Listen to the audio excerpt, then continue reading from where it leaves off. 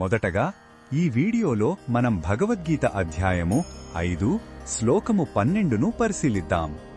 కర్మ సన్యాస యోగంలో శ్రీకృష్ణుడు కర్మలను చేస్తూనే ఎలా బంధాల నుండి విముక్తి పొందాలో వివరిస్తున్నాడు.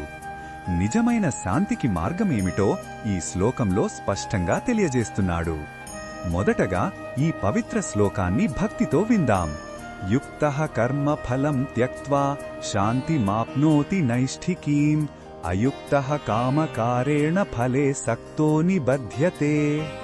ఈ శ్లోకం అర్థమేమిటంటే, పరమాత్మతో యోగయుక్తుడైన వాడు కర్మఫలాలను త్యజించి స్థిరమైన శాంతిని పొందుతాడు. కాని భగవంతునితో సంబంధం లేనివాడు తన కోరికల కారణంగా కర్మఫలాలపై ఆసక్తి పెంచుకుని బంధించబడతాడు. ఇక్కడ ఇద్దరు వ్యక్తుల మధ్య తేడాను కృష్ణుడు చూపిస్తున్నాడు. ఒకరు పనిని దైవార్పణంగా చేసి ఫలితాన్ని ఆశించకుండా శాంతిని పొందుతారు. మరొకరు అహంకారంతో ఆశతో పనిచేసి విజయాపజయాల సుడిగుండంలో చిక్కుకుని ఆందోళన చెందుతారు. ఈ శ్లోకంలోని భావమేమిటంటే, మన శాంతి మనం చేసే పనిలో కాదు, పని పట్ల మన దృక్పథంలోనే ఉంది.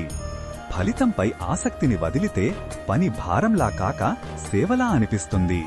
ఈ నిస్వార్థ భావమే మనల్ని చింతల నుండి విడిపించి శాశ్వత శాంతిని ఇస్తుంది.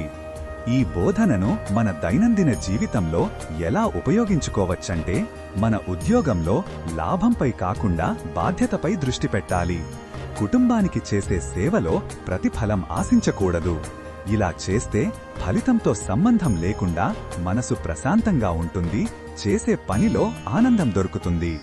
మరిన్ని భగవద్గీత శ్లోకాల అర్థాన్ని తెలుసుకోవాలంటే మా తదుపరి వీడియోలను తప్పకుండా చూడండి.